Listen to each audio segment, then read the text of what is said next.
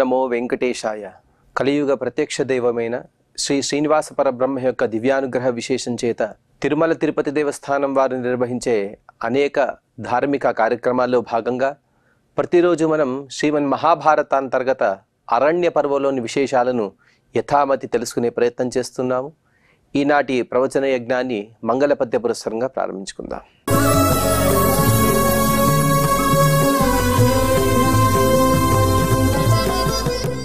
నారాయణం నమస్కృత్య నరం చైవ నరోత్తమం దేవీం సరస్వతీం వ్యాసం తతో జయముదీరయేత్. శ్రీ గురుభ్యో నమః. హరి ఓం.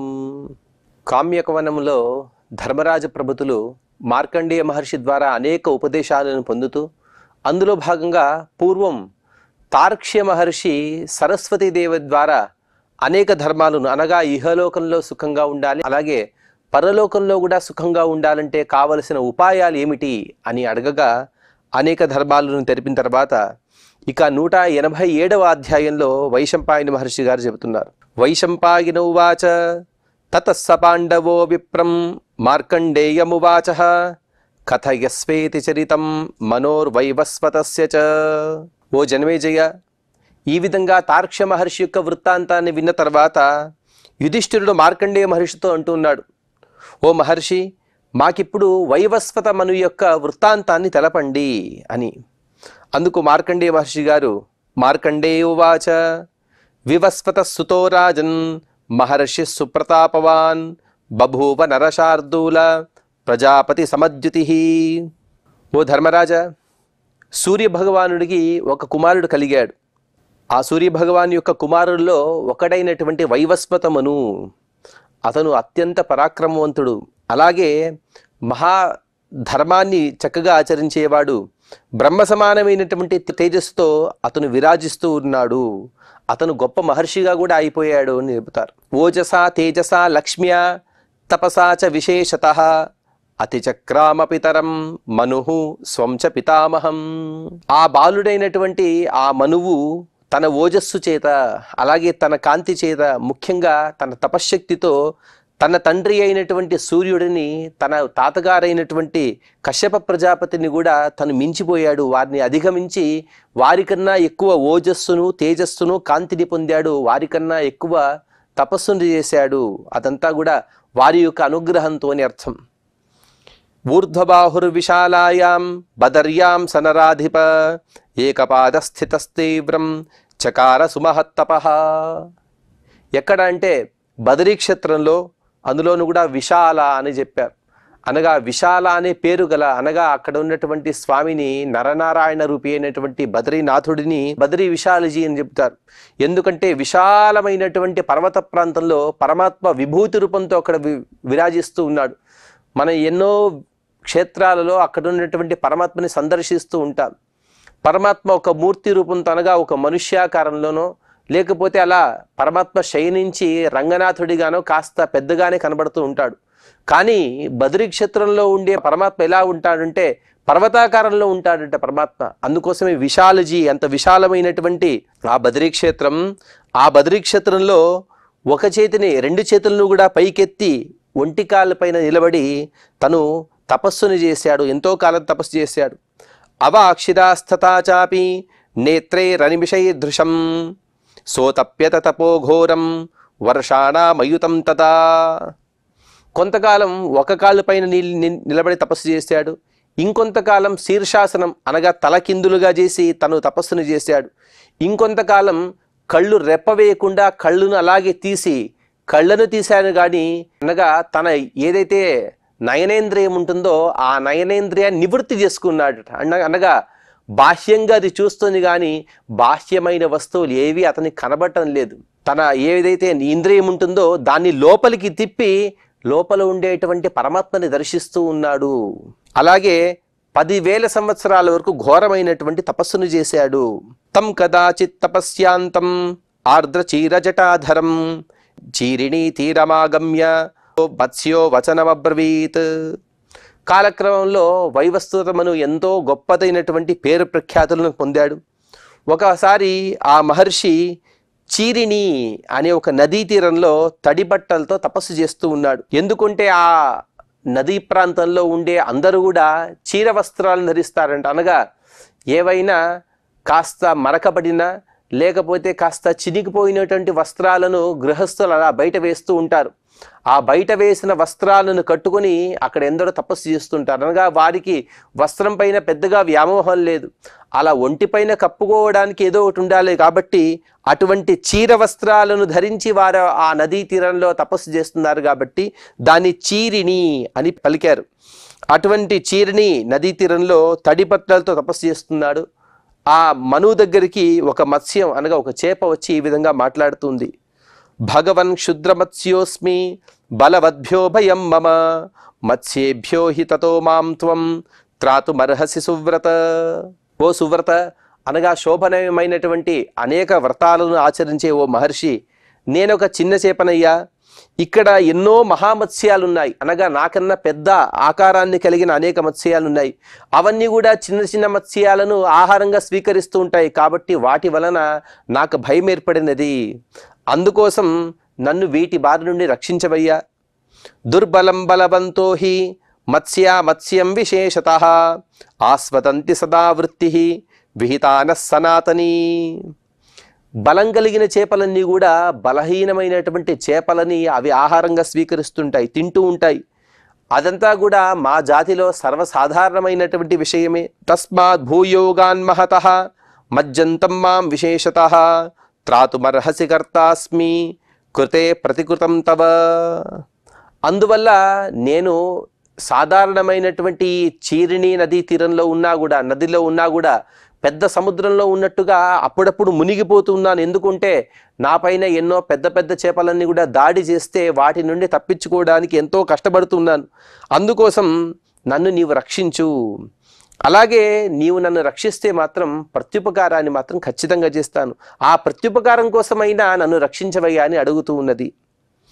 సమత్స్య వచనం శ్రుత్వా కృపయాభిపరిప్లుతః మనుర్వైవస్వతో గృహ్ణాత్ తమ్మత్స్యం పాణినా స్వయం. ఈ విధంగా మత్స్యం చెప్పినటువంటి మాటలు విన్న వైవస్వత మను కృపతో అనగా దయతో తను ఆ మత్స్యాన్ని తన 2 చేతులతో తీసుకున్నాడు.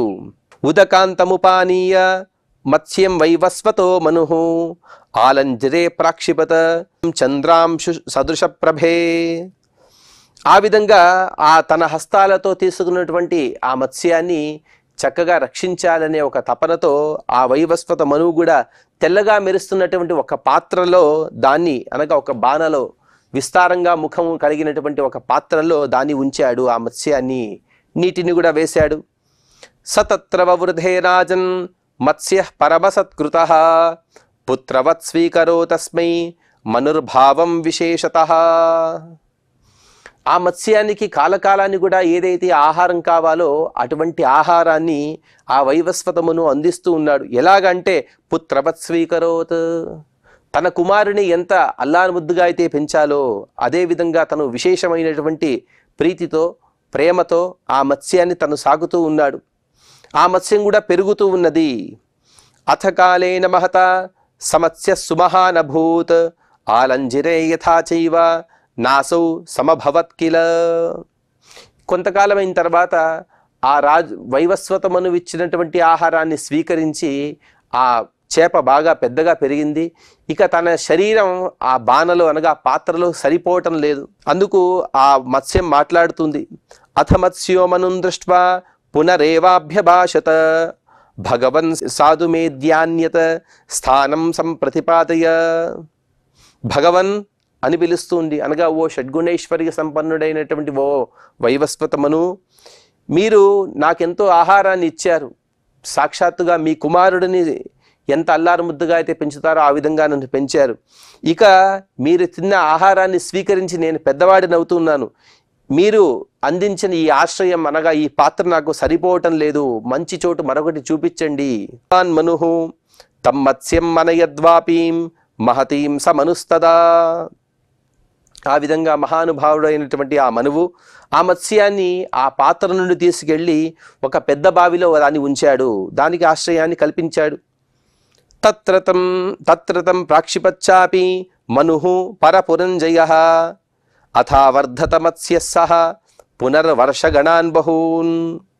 ఓ శత్రుంజయుడైన ఓ జనమేజయ చక్రవర్తి, ఈ విధంగా ఆ మత్స్యాన్ని స్వీకరించి ఒక బావిలో వేసిన తర్వాత కొన్ని సంవత్సరాల వరకు కూడా ఆ మత్స్యం ఆ బావిలోనే చక్కగా పెరుగుతూ ఉండిపోయింది.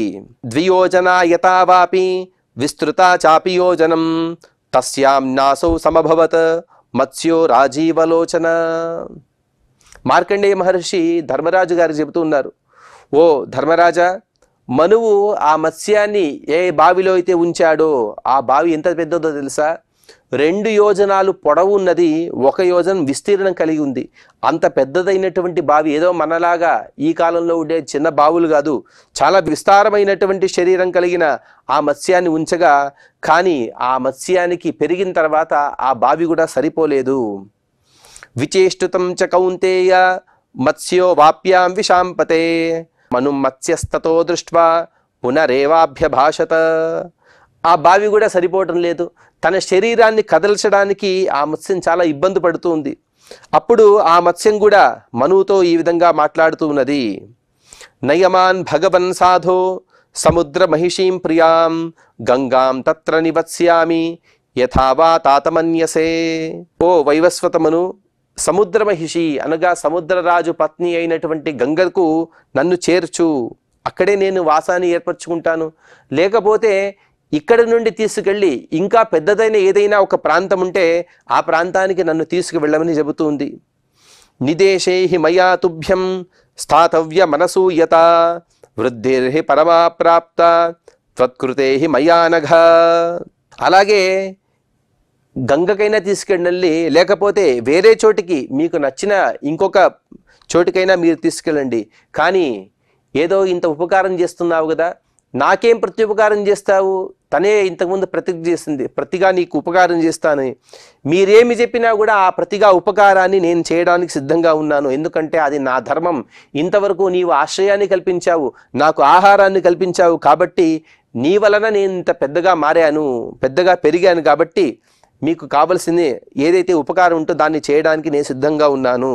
ఏవముక్తో మనుర్మత్స్యం అనయద్ భగవాన్ వశీ నదీం గంగాం తత్ర చైనం స్వయం ప్రాక్షిపదచ్యుతః. ఆ విధంగా మత్స్యం పలకగా ఇంద్రియ నిగ్రహం కలిగినటువంటి ఆ వైవస్వతమను, అలాగే సత్యవాక్కును పరిపాలించే ఆ వైవస్వతమనువు దాన్ని స్వయంగా తీసుకువెళ్ళి గంగలో ఆ మత్స్యాన్ని వదిలాడు. సతత్ర వవృతే మత్స్యః కించిత్ కాలమరిందమ తతః పునరమనుం దృష్ట్వా మత్స్యో వచనమబ్రవీత్. కొంతకాలం జరిగిన తర్వాత ఆ మత్స్యం మరొకసారి వైవస్వతమనుతో ఈ విధంగా మాట్లాడుతూ ఉన్నది, గంగాయాం హి నశక్నోమి బృహత్వా చేష్టితుం ప్రభో సముద్రం నయమామాశు ప్రసీద భగవన్నితి. ఏదో చిన్న పాత్రలో పెడితే అక్కడ సరిపోలేదు, ఒక పెద్ద బావిలో పెట్టాడు అక్కడ సరిపోలేదు, గంగలో ఉంచినా కూడా గంగ యొక్క ప్రవాహం అక్కడ కూడా దానికి సరిపోవటం లేదు. అక్కడ కూడా తను అడుగుతుంది, ఇక నన్ను ఇక్కడి నుండి తీసుకువెళ్ళు, నన్ను సముద్రంలో వదిలివేయి అని అడుగుతూ ఉద్ధృత్య గంగా సలిలాత్ తతో మత్స్యం మనుస్వయం సముద్రమనయత్ పార్థ తత్ర చైనమవాసృజత. ఆ విధంగా చేప కోరిన విధంగానే వైవస్వత మనువు గారు కూడా ఆ చేపను తీసుకువెళ్ళి సముద్ర ప్రాంతంలో తను వదిలాడు. కాస్త ఆశ్చర్యంగా మనకు అనిపిస్తూ ఉంటుంది. ఒక చిన్న మత్స్యం అనగా చేతిలో పట్టే మత్స్యాన్ని ఎత్తుకున్నాడంటే మనం ఒప్పుకోవచ్చు. బావిలో కూడా పట్టలేనంత, అందులోనూ కూడా 2 యోజనాల పొడవు 1 యోజనం విస్తీర్ణం, అంత బావిలో పట్టలేని మత్స్యాన్ని వైవస్వ మనువు ఎలా ఎత్తుకున్నాడు? అంత భారాన్ని వహించగలడా అని మనకు సందేహం రావచ్చు. అందుకు వ్యాసుల వారు చెబుతున్నారు, సుమహానపి మత్స్యస్తు న మనోర్నయతస్తదా ఆసీద్యతేష్టహార్యశ్చ స్పర్శగంధస్సుఖస్య వై. మత్స్యాలకి ఒక విధమైనటువంటి వాసన వస్తూ ఉంటుంది. మత్స్యాన్ని అంత భారాన్ని మోసేది ఒక ఎత్తు అయితే ఆ వాసనను కూడా భరించాలి. ఆ రెండింటినీ వైవస్వతమును ఎలా భరించాడు అంటే అందుకు చెబుతున్నారు, ఆ మత్స్యం అంత పెద్ద ఆకారం అనగా పర్వతాకారం కలిగినప్పటికీ కూడా మనువు దాన్ని ఎత్తుకోగానే భారశూన్యంగా మారిందట, తేలికగా అయిపోయింది. అలాగే తను సులువుగా తీసుకెళ్తున్నాడు. ఏదైనా ఈ కాలంలో ఒక పెద్ద పొడవుగా ఉన్నటువంటి పదార్థం మన ఊరి లోపలికి రావాలంటే రాత్రిపూట ఎక్కడా కూడా ఎటువంటి వాహనాలు తిరగని సమయాల్లో మనం లోపలికి తీసుకువస్తుంటాం ఊరి లోపలికి. అంత పెద్ద మత్స్యాన్ని ఇతను తీసుకెళ్తున్నాడంటే ఎంతో ఇబ్బందులు పడి ఉండాలి కదా. అందులో కూడా బదరీ క్షేత్రం, ఆ బదరీ క్షేత్రం నుండి ఎక్కడికో తీసుకువచ్చి చివరికి సముద్ర ప్రాంతంలో వదలాలంటే అంత దూరం నడిచి రావాలి. అంతవరకు కూడా ఆ మత్స్యం యొక్క వాసనను తట్టుకొని ఉండాలి. కానీ తను పారశూన్యంగా మారింది. అంత మాత్రం కాదు, దాని నుండి ఒక సుగంధభరితమైనటువంటి వాసన వస్తుంది. కాబట్టి వైవస్వత మనువుకు ఎటువంటి ఇబ్బందులు కూడా కలగలేదు. యథా సముద్రే ప్రక్షిప్తః సమత్స్యో మనునా తదా తతయేనమిదం వాక్యం స్మయమాన ఇవాబ్రవీత్. మనువు దానిని సముద్ర జలాల్లో వదినప్పుడు అది చిరునవ్వులు చిందిస్తూ ఈ విధంగా మాట్లాడుతుంది. ఆ మత్స్యం నవ్వడం కూడా వైవస్వత మనువు గారికి తెలిసి వస్తుంది. భగవన్ హి కృతారక్ష త్వయా సర్వా విశేషతః ప్రాప్తకాలం తు యత్కార్యం త్వయా తచ్ఛ్రూయతాం మమ. ఓ వైవస్వతమను, ఎన్నో వ్యయ ప్రయాసల గురించి నాకెన్నో చోట్ల నీవు ఆశ్రయాన్ని కల్పించావు. మనపూర్వకంగా నన్ను రక్షించావు. ఏదో నేను రక్షణ కోరాను, కోరిన ప్రతి ప్రాంతంలో కూడా పెద్దగా పెరగడం, అక్కడ అంతంత ఆహారాన్ని స్వీకరించడం, నా వలన ఈ వేరే ఎవరికి కూడా ఎన్నో ఇబ్బందులు వచ్చినా కూడా నన్ను చక్కగా రక్షించావు. అందుకోసం నీకు నేను ప్రత్యుపకారం చేసే కాలం అనేది ఆసన్నమైంది. నేను చెబుతాను విను. అచిరాత్ భగవన్ భౌమాం ఇదం స్థావర జంగమం సర్వమేవ మహాభాగ ప్రళయం వై గమిష్యతి. ఓ వైవస్వతమును, అతి త్వరలోనే మహాప్రళయం సంభవించబోతుంది. అందులో భాగంగా స్థావరాలు జంగమాలు అనగా ఏవైతే ప్రాణులు తిరుగుతుంటాయి, అనగా మనం కాళ్ళు ఉంటాయి, అలాగే ప్రాణులకు కూడా కాళ్ళో లేకపోతే రెక్కలు ఉంటాయి, వాటి ద్వారా ఎగురుతూ ఉంటాయి. అలాగే కొన్ని జీవం ఉన్నప్పటికీ కూడా కదలలేవు. ఏవంటే ఉదాహరణకు చెట్లు, అవన్నీ కూడా ఈ ప్రళయంలో మొత్తం కూడా అవన్నీ కూడా లయం కాబోతూ ఉన్నాయి, నష్టం కాబోతూ ఉన్నాయి. సంప్రక్షాళన కాలోయం లోకానాం సముపస్థితః తస్మాత్ త్వాం బోధయామ్యద్య యత్తే హితమనుత్తమం. అలాగే ఈ భూలోకంతో పాటు అన్ని లోకాలు కూడా నశించే కాలం అనేది దగ్గర పడింది. అందుకోసమే నేను నీకు హెచ్చరిస్తున్నాను విను. అలాగే నీకు ఇంకొక అత్యంత శ్రేయోదాయకమైనటువంటి ఒక మాట చెబుతాను విను. అదేమిటి అంటే త్రాసానాం స్థావరాణాం చ యచ్చేంగం యచ్చనేంగతి తస్య సర్వస్య సంప్రాప్తః కాలం పరమదారుణః. స్థావరాలు జంగమాలు అవన్నీ కూడా వాటి నాశనం అనేది త్వరలో రాబోతున్నాయి. అనగా కదిలేవి కదలేనివి, అవన్నీ కూడా ప్రాణం ఉన్నవి ప్రాణం లేనివి, అవన్నీ కూడా మొత్తం కూడా కొట్టుకుపోయే కాలం అనేది వచ్చింది. అనగా ప్రళయం వచ్చేటప్పుడు ఏవైనా పదార్థాన్ని చూసి ఆగడం అనేది ఆస్కారం ఉండదు. అన్నిటినీ కూడా తన లోపల కలుపుకుంటూ ప్రళయకాలం అనేది సంభవిస్తూ ఉంటుంది. సృష్టి అంతా కూడా రూపు మాసిపోయి అసలు ఇంతకుముందు సృష్టి ఉన్నదా అన్న ఒక సందేహం కూడా వచ్చే విధంగా మొత్తం కూడా నాశనం కాబోతూ ఉన్నది. అందుకోసం నౌశ్చకారయితవ్యాతే దృఢాయుక్తవటారక తత్ర సప్తర్షిభిః సార్ధం ఆరుహేథావయం మునే. అందుకోసం ఓ వైవస్వతమును, అత్యంత బలం కలిగినటువంటి ఒక నావను నీవు తయారు చేయాలి. అందులో సప్త ఋషులతో సహా నీవు అందులో ఆ నావను అధిరోహించాలి. అలాగే బీజాని చైవ సర్వాణి యథోక్తాని ద్విజైః పురా తస్యామారోపయేర్నావి సుసంగుప్తాని భాగశః. అలాగే మీతో పాటు బ్రాహ్మణోత్తములైనటువంటి సప్త ఋషులు, వారిని కూడా తీసుకురావాలి. అలాగే తర్వాత సృష్టిలో కావలసినటువంటి బీజాలు, అనగా ఇప్పుడు ఒకసారి ప్రళయం వచ్చేస్తే ప్రళయంలో స్థావరాలు జంగమాలు అనే తేడా లేకుండా చెట్లు పుట్టలు తేమలు చేమలు అన్నీ కూడా కొట్టుకుపోతాయి, అన్ని కూడా నాశనాన్ని పొందుతాయి. తర్వాత నీరంతా కూడా వెళ్ళిపోయిన తర్వాత మరొకసారి సృష్టి కావాలి కదా, అప్పుడు బీజాలు కావాలి. అందుకోసం కొన్ని బీజాలను కూడా నీతో సంగ్రహించి పెట్టుకో, వాటిని భద్రపరుచుకో. నౌస్థశ్చమాం ప్రతీక్షేత తతో మునిజన ప్రియ ఆగమిష్యామహం శృంగి విజ్ఞేయస్తేన తాపస. అలాగే ఒక నావలో నీవు సప్త ఋషులు వీరందరూ కూడా ఉంటూ నా కోసం ప్రతీక్ష చేయండి. అదేంటయ్యా ప్రళయకాలం అంటావు? ప్రళయకాలంలో ఉదకము ఎంత ఉంటుంది? భారీగా ఉంటుంది. అందులో నీలాంటి ఎన్నో చేపలు తిరుగుతూ ఉంటాయి కదా, నిన్ను నేను ఎలా గుర్తుపట్టగలను అంటే శృంగి విజ్ఞేయ, నేను చేపనైనప్పటికీ కూడా మిగతా ఏ చేపలకు లేని ఒక విలక్షణమైనటువంటి శృంగం అనగా ఒక కొమ్ము నాకుంటుంది, దాని ద్వారా నన్ను గుర్తుపట్టగలవు. ఏవమేతత్వయా కార్యం ఆపృష్టోసి ప్రజామ్యహం తాన శక్యా మహత్యో వై ఆపస్తర్తుం మయా వినా. సరే, గట్టిదైనటువంటి పడవ ఉన్నది, అందులో సప్తఋషులు ఉన్నారు, మీ అపేక్ష లేకుండా మేమే ఈ ప్రళయోదకాన్ని దాటగలము అని నీవేమో అనుకుంటావే వైవస్వతమును. దాన్ని ఆపస్తర్తుం మయా వినా నశక్య. ఆ ప్రళయకాలంలో వచ్చేటువంటి ఉదకాన్ని నేను తప్ప నిన్నెవరు కూడా దాటించలేరు. అంత ఘోరమైనటువంటి ప్రవాహం అక్కడ ఉంటుంది. నాభిశంక్యమిదం చాపి వచనం మే త్వయా విభో ఏవం కరిష్యైతి తం సమత్స్యం ప్రత్యభాషత. ఏదో చేప మాట్లాడుతుంది, ఏదో ఇంతవరకు కూడా ఆహారం పెట్టాను, లేకపోతే ఒక ఆశ్రయాన్ని కల్పించాను, అందుకోసం ఏదో అలా యథాలాపంగా మాట్లాడుతుంది, తమాష చేస్తుందేమో అనుకోవద్దు. నా మాటలపైన ఎటువంటి సందేహం వలదు. ఇవన్నీ కూడా నేను చెప్పే విషయాలన్నీ కూడా తప్పక జరిగి తీరుతాయి. అందుకోసం నేను చెప్పినట్లే చేయమని ఆ చేప చెబుతుంది. జగ్మతుశ్చ యథాకామం అనుజ్ఞాప్య పరస్పరం తతో మనుర్మహారాజా యథోక్తం మత్స్యకేనః. చేప ఆ విధంగా వైవస్వత మనువుతో మాట్లాడిన తర్వాత ఆ చేప కూడా వెళ్ళిపోయింది. వైవస్వత మనువు కూడా బీజాన్యాదాయ సర్వాణి సాగరం పప్లువే తదా నౌకయా శుభయా వీర మహోర్మిణ మరిందమ. ఏ విధంగా అయితే మత్స్యం చెప్పినదో అదే విధంగా దృఢమైనటువంటి ఒక నౌకను కూడా ఏర్పాటు చేసుకున్నాడు వైవస్వతమును. ఇక బీజాలు తర్వాత సృష్టికి కావలసిన ఏ బీజాలైతే ఉంటాయో వాటిని కూడా సంగ్రహం చేశాడు. ఇక ఉత్తుంగ తురంగాలన్నీ కూడా అక్కడ తరంగాలు అనగా పెద్ద పెద్ద అలలు మహాసాగరంలో ప్రారంభమైపోయాయి. చింతయామాస చ మనుః తం మత్స్యం పృథివీపతే నచ తచ్చింతితం జ్ఞాత్వా మత్స్యః పురపురంజయ. ఆ విధంగా మత్స్య రూపంలో ఉండేటువంటి ఆ పరమాత్మని వైవస్వతమును ధ్యానం చేస్తూ ఉన్నాడు. ఎప్పుడైతే ధ్యానం చేస్తున్నాడో అప్పుడు శృంగి తత్రా జగామాశు తదా భరత సత్తమ తం దృష్ట్వా మనుజౌ వ్యాఘ్ర మనుర్మత్స్యం జలార్ణవే. ఎప్పుడైతే శృంగం కలిగినటువంటి ఆ మత్స్యాన్ని తనను ధ్యానం చేశాడో ఆ మత్స్యం వెంటనే ఇతని ముందు ప్రత్యక్షమైంది.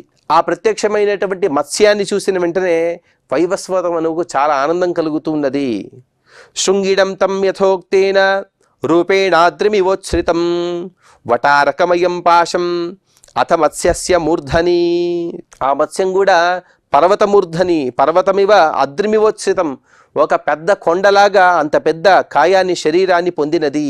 అలాగే దానికి గట్టిగా ఉండేటువంటి ఒక కొమ్ము కూడా కనబడుతుంది. దానిపైన తను ఒక రజ్జు అనగా తన పడవకు అలాగే ఆ శృంగానికి అనుసంధానంగా ఒక తాడును కూడా కట్టాడు. కట్టిన తర్వాత మనుజశార్దూల తస్మిన్ శృంగే న్యవేశయత సంయతస్తేన పాశేన మత్స్యః పురపురంజయ. ఆ విధంగా మనువు ఆ మత్స్యంతో ఆ తాడుని ఎప్పుడైతే ముడివేశాడో అప్పుడా మత్స్య రూపంలో ఉండేటువంటి పరమాత్మ ఆ తాడుతో సహా పడవను లాగసాగాడు. వేగేన మహతానావం ప్రాకర్షల్ లవణాంభసి సచతాం స్థారయన్నావ సముద్రం మనుజేశ్వర. మత్స్య రూపంలో ఉండేటువంటి పరమాత్మ ఆ సాగరాన్ని దాటించడానికి ఆ తాడును లాగుతూ శీఘ్రంగా తను ఈదుతూ ఆ నావను కూడా తీసుకువెళ్తూ ఉన్నాడు. నృత్యమానమివోర్మిభిః గర్జమానమివాంభస క్షోభ్యమాన మహావాతైః సానౌస్తస్మిన్ మహోదదౌ. అక్కడంతా కూడా అల్లకల్లోలంగా ఉంది సముద్రం. సాధారణమైనటువంటి సముద్రమే ఎంతో అల్లకల్లోలంగా ఉంటే అదంతా కూడా ప్రళయకాలంలో వచ్చేటువంటి గొప్పదైనటువంటి అలలు. దాని ద్వారా ఎంతో భీకరంగా కనబడేటువంటి ఆ సముద్రంలో ఆ మత్స్యం మాత్రం ఎటువంటి కష్టం లేకుండా అలా ఈదుతూ తను కూడా ఆ పడవను లాక్కు తీసుకువెళ్తూ ఉంది. ఘూర్ణితే చపలే వస్త్రీ మత్తా పరపురంజయ నైవ భూవిర్న చ దిశః ప్రదిశోవా చకాశిరే. అది ఎలా కనబడుతున్నదంటే మత్తుతో తూలుతున్నటువంటి గొప్ప ఆకారాన్ని కలిగిన స్త్రీ వలె సముద్రమంతా కూడా అల్లకల్లోలంగా ఉంది. ఆ సమయంలో అంత అల్లకల్లోలంగా ఉండేటువంటి ఆ సందర్భంలో ఎటువైపు భూమి ఉన్నది, ఏ దిక్కు ఎటువైపు ఉన్నది, లేకపోతే కాలం కానీ దీని విషయం ఏది కూడా తెలియరావట్లేదు. అంతటా కూడా ప్రళయోదకమే. అలాగే అంతటా కూడా చీకటి అలముకున్నది. ఆ ప్రళయోదకం కూడా చాలా భీకరంగా కనబడుతుంది. భీకరమైనటువంటి వాతావరణంలో ఏది కూడా కనబడటం లేదు. సర్వమాంభసమేవాసీత్ ఖం ద్యౌశ్చ నరపుంగవ ఏవం భూతే తదాలోకే సంకులే భరతర్షభ. అంతా కూడా నీరు, నీరు తప్ప వేరే ఏదీ లేదు. ఆకాశం లేదు, భూమి లేదు, ఏది కనబడటం లేదు. అంతటా కూడా నీరు మాత్రమే కనబడుతుంది. ఈ విధంగా సంకోలక అల్లకల్లోలమైనటువంటి ప్రాంతంలో అదృశ్యంత సప్తర్షయః మనుర్మత్స్యస్తథైవ చ ఏవం బహూన్ వర్షగణాన్ తాం నావం సోతమత్స్యకః. ఎంతో కాలం వరకు కూడా వీరంతా ప్రయాణం చేసి హిమాలయ పర్వత ప్రాంతాలకు వచ్చారట. ఆ ప్రాంతాలకు వచ్చిన తర్వాత హిమాలయ పర్వత ప్రాంత శిఖరాల్లో సప్త ఋషులు కనబడుతున్నారు. చకర్షా తందితో రాజన్ తస్మిన్ సలిల సంచయే తతో హిమవత శృంగం యత్పరం భరతర్షభ. ఎంతో కష్టపడి ఆ మత్స్యము ఈ పడవను ఆ సప్తఋషులు ఉండేటువంటి హిమాలయ శృంగ ప్రాంతానికి తీసుకువెళ్ళినది.